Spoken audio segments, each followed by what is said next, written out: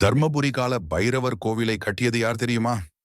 தர்மபுரி மாவட்டத்தில் அதியமான் கோட்டையில் அமைந்துள்ள அருள்மிகு தக்ஷிண காசி கால பைரவர் கோயில் காசி நகரத்திற்கு அடுத்தபடியாக கால பைரவருக்கென அமைக்கப்பட்ட தனித்திருக்கோயிலாகும்.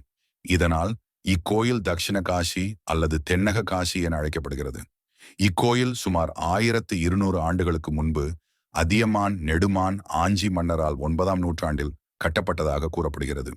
அதியமான் மன்னர் எதிரிகளால் ஏற்படும் தொல்லைகளை களைவதற்காக ஆஸ்தான ஜோதிடர்களின் ஆலோசனைப்படி காசி நகரத்திலிருந்து காலபைரவர் சிலையை கொண்டு வந்து இத்திருக்கோயிலில் பிரதிஷ்டை செய்ததாக நம்பப்படுகிறது. கோயிலின் சிறப்பு அம்சமாக கருவறையில் உள்ள மூலவர் திருமேனியில் 27 நட்சத்திரங்கள், 12 ராசிகள் மற்றும் நவகிரகங்கள் வடிக்கப்பட்டுள்ளன. மேலும் கோயிலின் மகா மண்டபத்தின் கூரையில் நவகிரக சக்கரம் நிறுவப்பட்டுள்ளது. இதன் கீழ் வழிபடுவதால் நவகிரக தோஷங்கள் நீங்கும் என பக்தர்கள் நம்புகின்றனர்.